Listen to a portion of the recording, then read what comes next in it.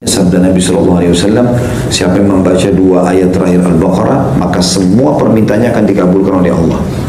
Bismillahirrahmanirrahim. Zikir pada saat mau tidur. Di sini penulis mengatakan menyatukan dua telapak tangan seperti ketika berdoa, lalu meniup keduanya sambil membaca pada keduanya surah Al-Ikhlas.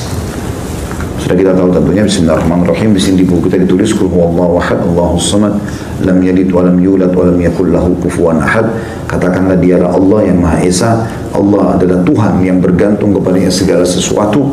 Dia tidak beranak dan tidak pula diperanakkan, dan tidak ada seorang pun yang setara dengannya. Juga dengan Al-Falaq. Bismillahirrahmanirrahim. Qul a'udzu birabbil falaq. Katakan aku berlindung kepada Tuhan yang menguasai waktu subuh. Min syarri ma khalaq, dari semua kejahatan makhluknya. Wa min syarri ghasiqin idza waqab, dan dari kejahatan malam apabila telah gelap gulita, karena umumnya malam orang berbuat maksiat. Nah, kita berlindung kepada Allah. Wa min syarri naffatsati fil 'uqad, dan kejahatan wanita-wanita tukang sihir yang menghembus pada buhul-buhul. Wa min syarri hasidin idza hasad, dan dari kejahatan orang yang dengki apabila ia dengki. Begitu juga dengan An-Nas. Bismillahirrahmanirrahim. Qul a'udzu birabbin nas. Katakan aku berlindung kepada Tuhan yang memelihara dan menguasai manusia. Malikin nas, rajanya manusia. Ilahin nas, Tuhannya manusia. Min syarril waswasil khannas, dari bisikan syaitan yang biasa bersembunyi. Alladhi yuwaswisu fi sudurin nas, yang selalu membisikkan kejahatan ke dalam dada manusia. Minal jinnati wan nas, dari jin dan manusia.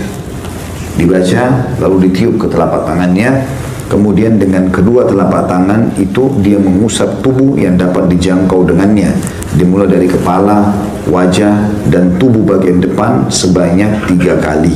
Hadis ini riwayat Bukhari, jilid 9 halaman 62, dan Imam Muslim jilid 4 halaman 1723. Jadi bisa teman-teman lakukan dengan 2 cara. Baca Al-Ikhlas, Al-Falaq, An-Nas sekali-sekali, tiup ke telapak tangan, lalu usap dari kepala sampai kaki. Diulangi sampai 3 kali. Atau bisa dengan cara yang lain, baca langsung 3 kali Al-Ikhlas, 3 kali Al-Falaq, 3 kali An-Nas, tiup telapak tangan, usap dari kepala sampai kaki. Ini termasuk riwayat Bukhari ini, riwayat Bukhari Muslim ini yang dijadikan sebagai dalil bolehnya ruqyah di dalam agama Islam.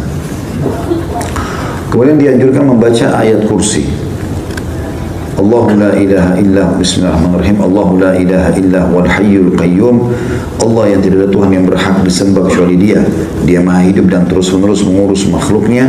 La ta'khudhuhu sinatun wa la naum. Dia tidak pernah mengantuk apalagi tidur. Lahu ma fis samawati wa ma fil ard. Miliknya lah semua yang di langit dan di bumi. Man dzalladzi yashfa'u indahu illa bi'idni. Tidak akan pernah ada yang bisa memberikan pertolongan di sisinya kecuali dengan izinnya. Ya'lamu ma baina aydihim wa ma khalfahum. Dia adalah Tuhan yang mengetahui semua apa yang ada di antara kedua tangan mereka dan di belakang mereka. Wala yuhituna bi syai'in min ilmihi illa bima syaa. Dan mereka tidak mengetahui apa-apa dari ilmu Allah melainkan apa yang dikehendakinya. Wasi'a kursiyyuhus samawati wal ard. Sungguh maha luas telah pijakan kaki Allah atau kursinya Allah. Ya, seluruh langit dan bumi ditutupi atau meliputi seluruh langit dan bumi. Kursi Allah meliputi langit dan bumi. Wala ya'udu hibduhuma wa huwal 'aliyyul 'azim. Dan tidak ada yang merasa berat dan Allah tidak merasa berat memelihara keduanya, dan Dia Maha tinggi lagi Maha besar. Al-Baqarah 255. Ada footnote di situ bagi yang pegang bukunya, halaman atau footnote nomor 127 di halaman 98. Keutamaan baca ayat kursi kalau mau tidur, barang siapa, kata Nabi SAW, barang siapa membaca ayat tersebut ketika hendak berbaring di tempat tidurnya, maka Allah akan senantiasa menjaga dirinya dan syaitan tidak akan mendekatinya hingga pagi hari. Hadis riwayat Bukhari, jilid 4 halaman 487. Nah, karena syaitan biasanya datang dalam mimpi, nakut-nakuti, ketindihan, ya, dan segala macam hal. Termasuk dianjurkan adalah membaca beberapa ayat terakhir dari surah Al-Baqarah. Tepatnya 2 ayat terakhir, ya. Ayat 285 sama 286. A'udzu billahi minasyaitonir rajim. Amanar rasulu bima unzila ilaihi min rabbih wal mu'minun. Sesungguhnya Rasul Muhammad SAW telah beriman terhadap apa yang diturunkan kepadanya. Begitu juga orang-orang beriman telah beriman terhadap apa yang diturunkan kepadanya. Kullun amana billah, semuanya mengimani tentang keberadaan Allah, wa malaikatihi, dan seluruh malaikat-malaikatnya, wa kutubihi, dan kitab-kitabnya, wa rusulihi, dan rasul-rasulnya, la nufarriqu baina ahadin min rusulih, dan kami tidak membeda-bedakan antara utusan-utusan Allah itu. Wa qalu sami'na wa ata'na, dan mereka berkata kami dengar dan kami patuh. Ghufranaka Rabbana wa ilaikal masir, pengampunanmu yang kami harapkan wahai Tuhan kami, dan kepadamu lah kami akan dikembalikan. Itu ayat 25-nya. Ayat 26-nya, dua ayat terakhir Al-Baqarah. La yukallifullahu nafsan illa wus'aha, Allah tidak akan membebankan jiwa melampaui kemampuannya. Laha ma kasabat wa 'alaiha maktasabat, miliknya lah sesungguhnya ia mendapatkan pahala dari kebaikan yang diusahakannya dan mendapat siksa dari kejahatan yang dikerjakannya. Rabbana la tu'akhidna. Ya. Laha ma kasabat wa 'alaihim Rabbana la tu'akhidna in nasina aw akhtana. Wahai Tuhan kami, janganlah kau menghukumi kami karena kami lupa atau kami salah. Rabbana wa la tahmil 'alaina isran kama hamaltahu 'alal ladina min qablina. Wahai Tuhan kami, janganlah Engkau bebankan kepada kami beban yang berat sebagaimana Engkau bebankan kepada orang-orang sebelum kami. Rabbana wa la tuhammilna ma la taqata lana bih. Ya Tuhan kami, janganlah Engkau bebankan kami di atas kemampuan kami. Wa'fu anna, maafkanlah kami. Waghfir lana, dan juga ampunilah kami. Warhamna, kasihanilah kami.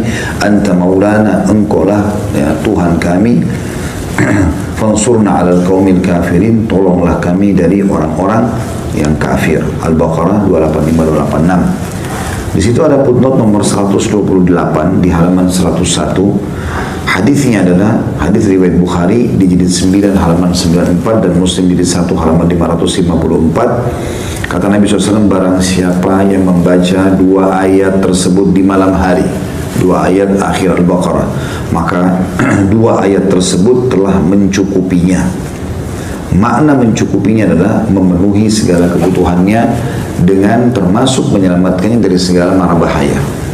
Jadi kalau dia misalnya na'udzubillah terjadi gempa apa, dia bisa sempat bangun melarikan diri, intinya dia akan diselamatkan oleh Allah Subhanahu wa ta'ala. Kemudian masuk dalam doa setelahnya adalah tentu ini ada banyak riwayat berhubungan dengan masalah ini ya. Di antaranya sabda Nabi SAW, siapa yang membaca dua ayat terakhir Al-Baqarah, maka semua permintaannya akan dikabulkan oleh Allah. Ya, sampai sebagian ulama menjadikan ini bagian daripada awal doa mereka. Ya, mereka membaca dua akhir Al-Baqarah, baru mereka sampaikan hajatnya kepada Allah Subhanahu wa ta'ala.